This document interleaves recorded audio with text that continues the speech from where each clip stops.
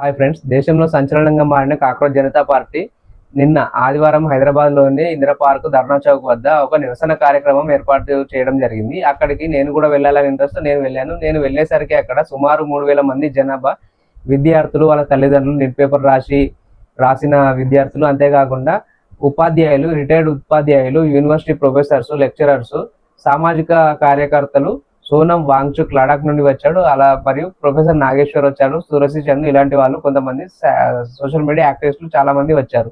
అక్కడికి వాళ్ళ ప్రధాన డిమాండ్ ఏంటంటే Dharmendra Pradhan central education ministry resign చేయాలి. ఎందుకంటే పేపర్ లీక్స్ అనేవి ఆయన హయాంలో చాలా జరిగాయి. ఒక ఎగ్జామ్ని సరిగా నిర్వహించాలని ఎడ్యుకేషన్ మినిస్ట్రీ ఎందుకు అని విద్యార్థులు డిమాండ్ చేశారు. ఆయన ఇదే ప్రథమమైనది కూడా కాదు. 2024లో 2 పేపర్లు, అంతకు ముందు పేపర్లు జరిగాయి.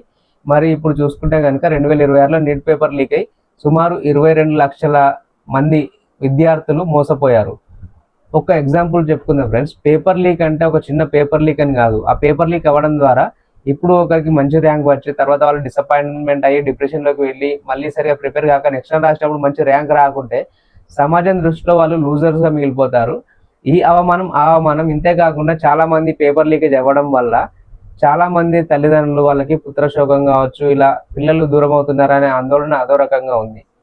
ఇదంతా ఒకవైపు అయితే 2024లో పబ్లిక్ ఎగ్జామినేషన్ యాక్ట్ అనే ఒక చట్టం తెచ్చారు. పేపర్ లీక్ చేసిన వాళ్ళకి శిక్ష పడుతుంది ఎలాగూ. అదే ఇన్స్టిట్యూషన్ అయితే వాళ్ళకి సుమారు 10 లక్షల కంటే ఎక్కువ 5 నుండి 10 సంవత్సరాల జైలు శిక్ష అనుభవించే చట్టం అది.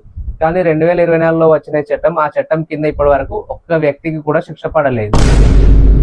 సో ఇది ఒకవైపు. ఇంకోవైపు స్టోరీ చెప్తాను ఫ్రెండ్స్. సుమారు మన దేశం నుండి వెళ్ళిన ఎన్ఆర్ఐస్ ఎవరైతే ఉంటారో, ఇక్కడ చదువుకుని వేరే దేశం వెళ్ళి మన ఇండియాకి డాలర్స్ పంపించే విదేశస్తులు ఎన్ఆర్ఐస్ ఒక సంవత్సరంలో పంపించిన డబ్బు ఎంతో తెలుసా ఫ్రెండ్స్? సుమారు 11 లక్షల కోట్లు. ఇది అఫీషియల్ డేటా. లాస్ట్ ఇయర్ 2024-25లో వచ్చిన మొత్తం ఇది. సో విద్య వల్ల చదువుకుని బయటికి వెళ్ళి అంత డబ్బు పంపిస్తున్నప్పుడు ప్రజెంట్ ఏమో మన దేశం ఇలా పేపర్ లీక్ చేస్తుంటే విద్యార్థులు డిసప్పాయింట్ అయ్యేలా అయితే విద్యా వ్యవస్థ ఎలా మారుతుంది ఫ్రెండ్స్?